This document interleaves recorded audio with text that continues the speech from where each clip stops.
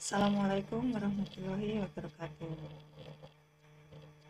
Hari ini kita akan belajar IPA dengan saya, Ibu Indri Hartanti. Materi yang akan kita pelajari saat ini adalah fertilisasi dan perkembangan pada embrio.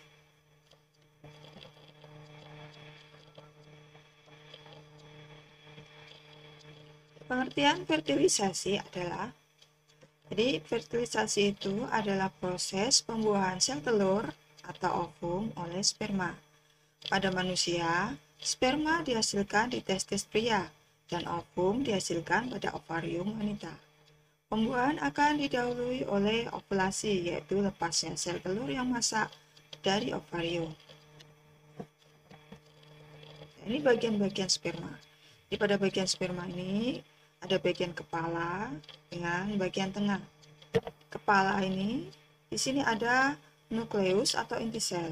Jadi di dalam nukleus atau inti sel ini terdapat materi-materi genetik yang akan diwariskan oleh ayah ke anaknya.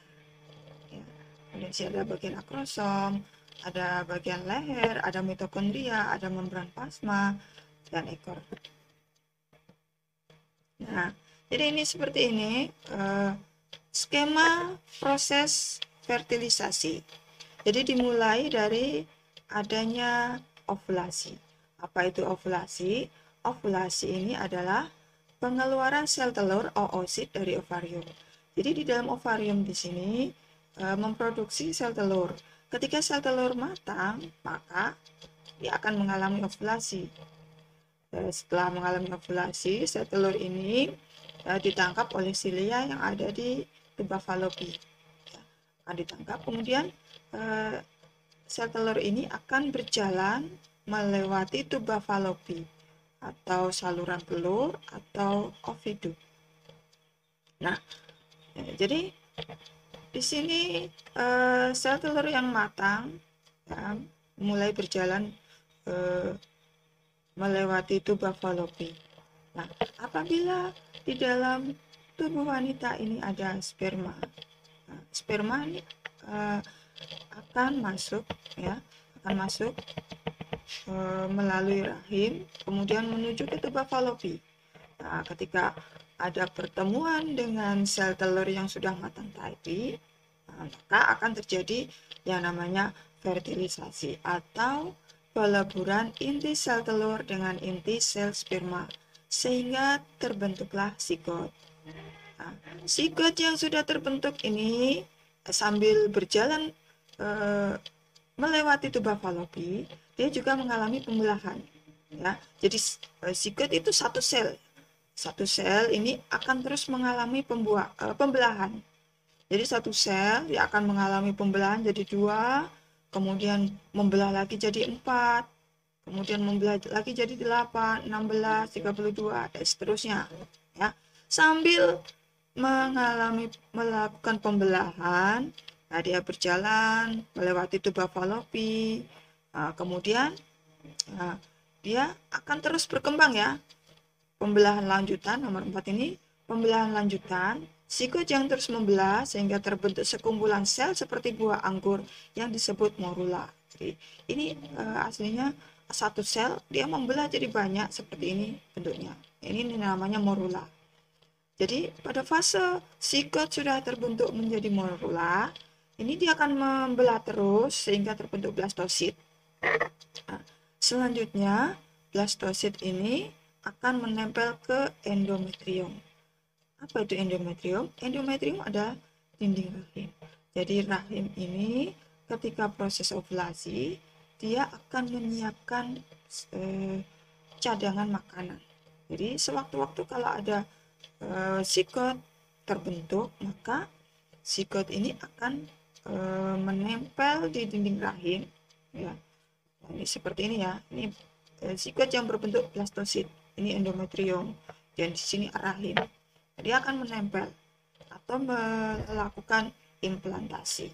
Ya, dia menempel ke dinding rahim karena dinding rahim ini menyediakan makanan untuk sigot supaya bisa terus berkembang.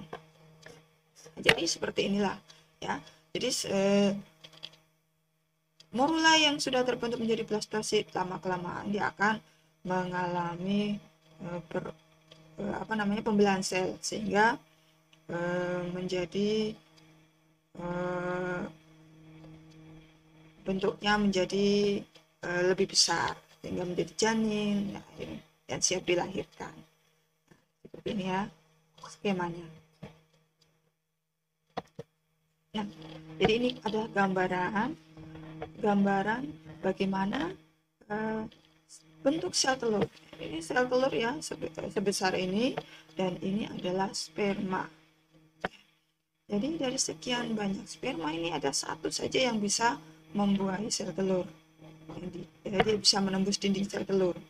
Jadi dia menembus kepalanya, menembus sel telur dan meninggalkan ekornya. Nah, tahukah kamu, di dalam satu kali ejakulasi atau keluarnya sperma dari kelamin pria, terdapat 40-150 juta sperma yang saling berlomba untuk membuahi ovum. Sel sperma akan bergerak dengan bantuan bagian ekornya. Jadi ekornya untuk bergerak. Pergerakan tersebut dapat mencapai 12 cm per jam sepanjang tuba falopi atau saluran ovidu. Pergerakan sperma dibantu oleh pergerakan dinding rahim dan dinding tuba falopi. Jadi dari sekian juta sperma, jadi sekitar 150, bahkan bisa lebih sampai 200 gitu ya. Itu hanya satu sperma yang bertahan hidup dan mampu membuahi ovum.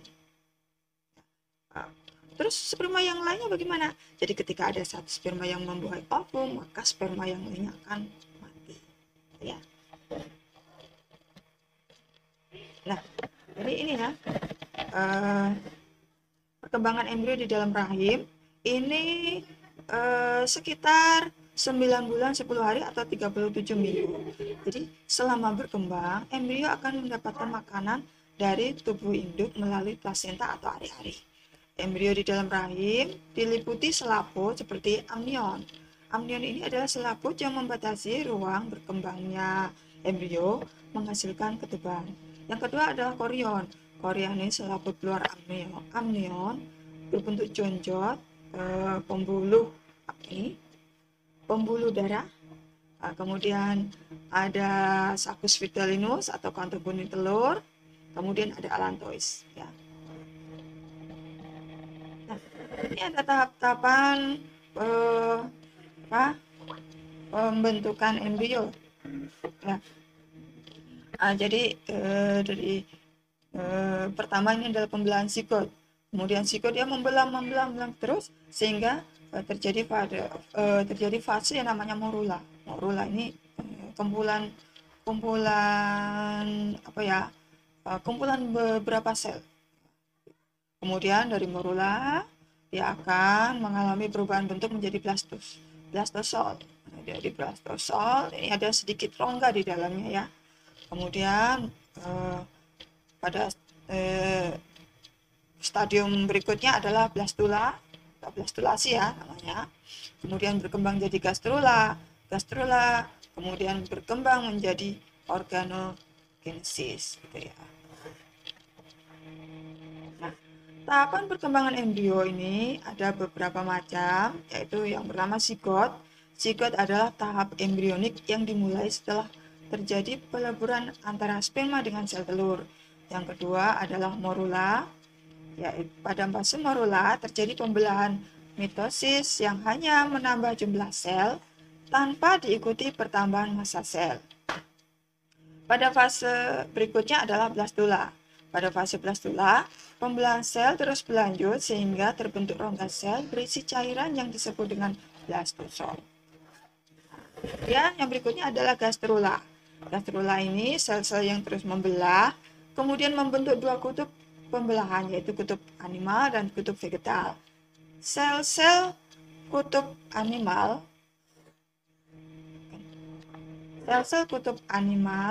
lebih aktif membelah sehingga membentuk jaringan embrional, yaitu lapisan luar atau ektoderm, lapisan tengah mesoderm, dan lapisan dalam atau endoderm. Kemudian yang kelima adalah organogenesis, yaitu jaringan embrional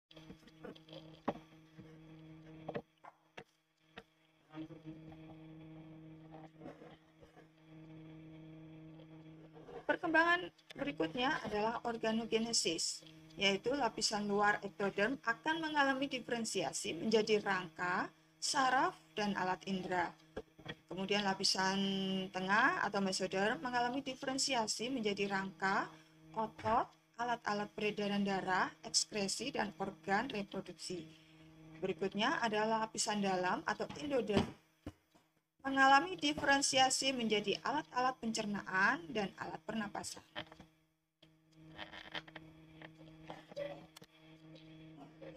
Kemudian ada 3 periode perkembangan embrio. Yang pertama adalah trimester pertama. Jadi ditandai dengan ukuran embrio ini sekitar 7 mm umur 5 minggu dan 5,5 cm umur 9 minggu. Kemudian otak dan sumsum tulang belakang mulai terbentuk. Janin melekat pada tali pusar yang terhubung dengan plasenta. Otot tulang belakang, tulang rusuk, lengan, dan jari mulai terbentuk. Janin sudah dapat menggerakkan kaki, lengan, dan memutar kepala. Pada akhir trimester pertama, janin tampak seperti miniatur manusia. Detak jantung di sini sudah terdeteksi. Kemudian ada trimester kedua, yaitu ukuran janin sekitar 6 cm, itu untuk umur 16 minggu, dan 19 cm untuk umur 20 minggu. Janin sudah terlihat seperti bayi, mulai tumbuh kuku, dan juga sudah punya alis mata dan bulu mata. Pada akhir trimester kedua, mata janin sudah mulai membuka. Kemudian yang ketiga adalah pada trimester ketiga. Ini janin sudah memiliki sistem respirasi ya, dan memungkinkan untuk bernapas di lingkungan luar. Ya, kemudian janin sudah mulai mampu mengatur suhu tubuh sendiri dan tulangnya sudah mulai menebal. Pada saat lahir, ukuran bayi sekitar 50 cm dengan berat antara 2-3 kg. Nah, jadi ini ya perkembangan embrio dari bulan ke bulan. Jadi seperti ini. Jadi nanti untuk lebih lengkapnya nanti Bu Guru akan memberikan video secara terpisah untuk kalian lihat. Ya. Kemudian fungsi cairan ketuban. Cairan ketuban ini adalah merupakan getah yang dihasilkan dari dinding amnion. Jadi fungsinya yang pertama adalah memberikan ruang gerak bagi janin selama berkembang, pelindung janin dari benturan dengan dinding rahim, cadangan cairan, dan nutrisi bagi janin, sebagai inkubator atau pengatur suhu alami, membantu proses kelahiran, dan pendeteksi kelainan genetik pada janin. Demikian yang dapat Ibu sampaikan mengenai fertilisasi dan perkembangan embrio. Nah, anak-anak, selamat belajar.